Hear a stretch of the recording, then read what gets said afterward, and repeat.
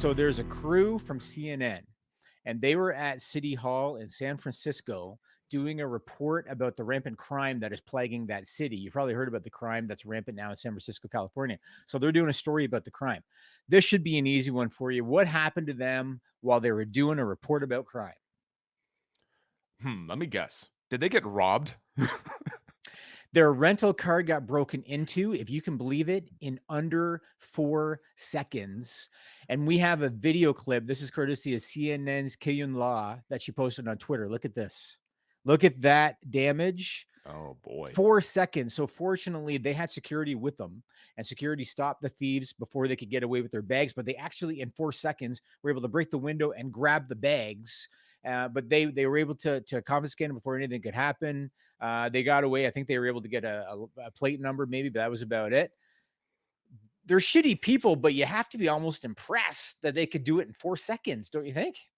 That's like an F1 like racing team. Like when you pull in the car and you're getting Yes. like your tires changed. This was totally premeditated. They knew exactly what they were doing. They were watching a little too many heist movies. Like they had the giant piece of paper mapped out on their table. They knew exactly, point A to point B, how long it was going to take. 4 seconds. I'm not even mad. That's actually very impressive. I was kind of impressed too. Like there would have been part of me. It was a rental car. It's not like it was anything like personal. I would have almost wanted to high five them before I demanded my bags back because that is really impressive. It is. Like you said, it's like a pit stop team. It's impressive. So hopefully this doesn't bring up any bad memories for you. And if it does, I apologize. Have you ever been robbed, Chris?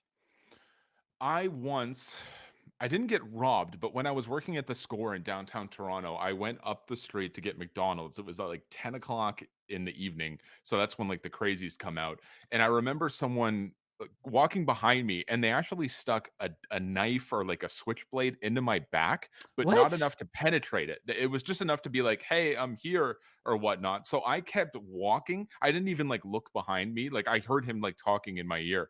And I just kept walking even through like a red light because I'm like, if I stop, this blade's actually going to go into my back. I kept Wow. walking and I steered right into the McDonald's, which again is like one of the worst McDonald's in the city. If you're from Toronto, you know exactly what I'm talking about.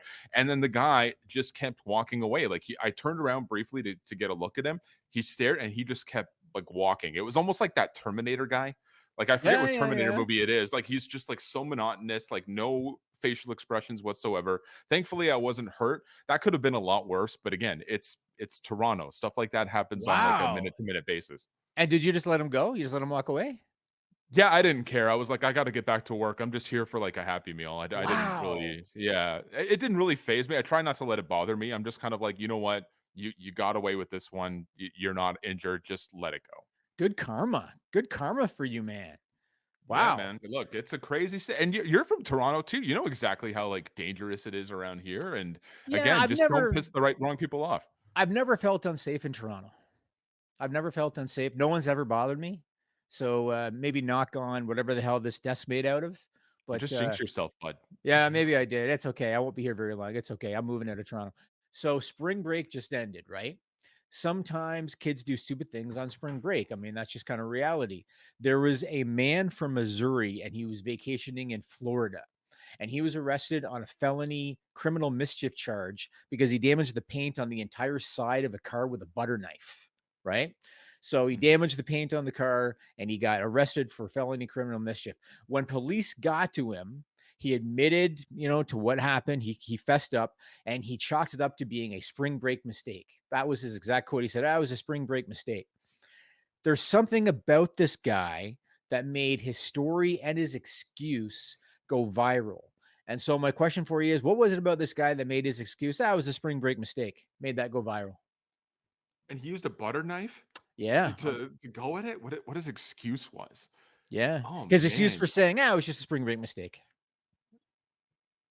the youth of today, man, butter knife pranks and all this stuff and wrecking paint jobs and whatnot. Yeah, I have no idea. I'm actually kind of flustered with this one. What was the reason?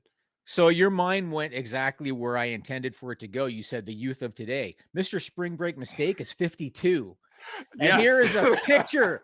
Here's a picture of this idiot. Oh my His goodness. his name is Clifford Craig Edwards. He was released from county jail after his wife posted his bond. He's a licensed real estate salesperson from Springfield, Missouri. Spring break mistake is 52. What do you think of this one? I don't wanna be that guy. I almost called it that he was gonna be like a real estate agent because he Oh, did probably you? puts billboards for his work on his forehead. I don't wanna be mean. Look, I got a little bit of a receding hairline going on I myself. That's shaved why my I'm head, busting out the bud. I baseball shaved my cap. head. It's no problem. Yeah, look, I shaved the only reason I grew out my hair was for my wedding, and I don't think Okay, my there you wife would have go. married me if I didn't grow out my hair, so that's Uh-huh. why I have hair now, but I still bust out the cap. But yeah, he could be promoting his real estate agency on that forehead and be making a ton of money.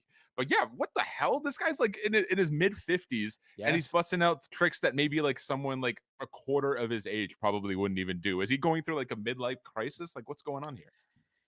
You know how they do say that when you get older, like I'm in my late 40s and I still feel good. I still feel like I could be in my 20s.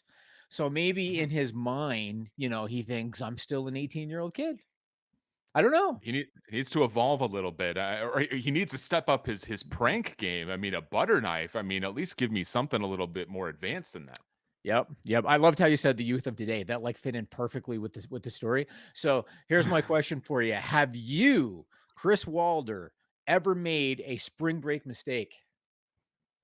Dude, I'm in Canada, brother. We don't even have a spring break around here. It's whenever school decides to let us off for a week, and I'm basically sitting on the couch playing video games. I wish I was that guy because I feel like Americans have a lot more fun with spring break. They're going to like Florida, they're going to the beaches, they're partying, they're drinking.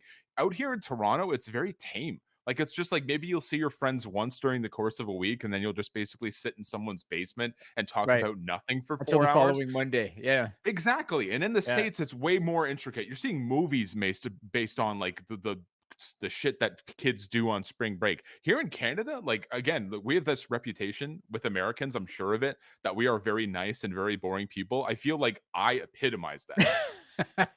So you never in your younger days over spring break like decide with somebody's, hey, let's go to, because Myrtle Beach is a big thing for Canadians, right? Instead of having to Yes. go all the way to Florida, we'll go to Myrtle Beach in the Carolinas. So did you ever like do that or anything like that on a spring break? No. I went to Myrtle Beach once for, like, a soccer tournament when I was in, like, grade Oh, 7. It did was, you? like, a school trip, and we just got, like, whooped, like, 10-0 by, like, all of the crazy good Americans, and I was just happy to be there. I was, like, sitting on the bench, I'm like, "Put me in coach whenever you want, but if you don't want to, I'm totally okay with that." But again, man, you brought, like, the most, like, tame, boring version of myself onto your show today. I wish I had a better story, but, like, again, what about you? Have you ever had some, like, crazy shenanigans back in your day, like, with for spring break and whatnot? I think I should go on to the next question. I guess the only thing I All can right. say is, I worked in the advertising industry for a long time. It is a Mhm. very still kind of a young, lucrative business. I went to trade shows in Vegas and other places. And let's move on to the next story. Story number three. Roses are red, violets are blue. I click the subscribe button. You really should too. If you like videos about real news stories that are funny, stupid, or weird, subscribe now.